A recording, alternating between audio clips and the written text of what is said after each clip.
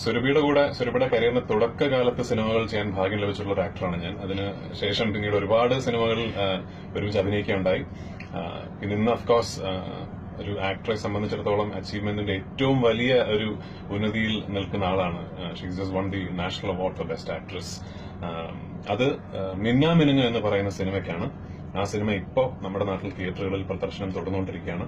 എനിക്ക് കാണാൻ സാധിച്ചിട്ടില്ല, പക്ഷേ സിനിമ കണ്ടവർ, എന്റെ പരിചിതരും എന്റെ സുഹൃത്തുക്കളും കണ്ടവരെല്ലാവരും എന്നോട് തീർച്ചയായിട്ടും അത് കാണണം എന്ന് ആവശ്യപ്പെട്ടു. അപ്പോൾ അതൊരു നല്ല സിനിമ ആയതുകൊണ്ടാവുമല്ലോ അവരിങ്ങനെ എന്നോട് പറഞ്ഞത്. തീർച്ചയായിട്ടും ഞാൻ ആ സിനിമ ഉടനെ കാണും. നിങ്ങളും തിയേറ്ററിൽ പോയി ആ സിനിമ കാണണം. ഇതുപോലെയുള്ള നല്ല സിനിമകളെ എപ്പോഴും പ്രോത്സാഹിപ്പിക്കണം. ഞാൻ അയാളും ഞാനും തമ്മിൽ അന്ന് സിനിമയിൽ അഭിനയിച്ച ആ ഒരു അഭിനയം കണ്ടിട്ടാണ് ശരിക്കും മിന്നാമിനിങ്ങിലേക്ക് എന്നെ സെലക്ട് ചെയ്തത്. ആ സിനിമയിലേക്കും മൊയ്തീനിലേക്കും ഒക്കെ എന്നെ റെഫർ ചെയ്തത്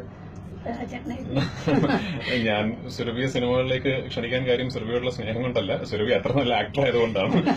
അപ്പൊ ഇനിയും വലിയ വലിയ സിനിമകൾ ചെയ്യാൻ സുരഭിക്ക് അവസരം ലഭിക്കട്ടെ. ഇതുപോലെ ഇനിയും ഒരുപാട് അംഗീകാരങ്ങൾ സുരഭിയെ തേടി വരട്ടെ. ഞാൻ പറഞ്ഞു മറക്കണ്ട, മിന്നാമിനുങ്ങ് എല്ലാവരും കുടുംബസമേതം തിയേറ്ററിൽ പോയി കാണണം. Thank you.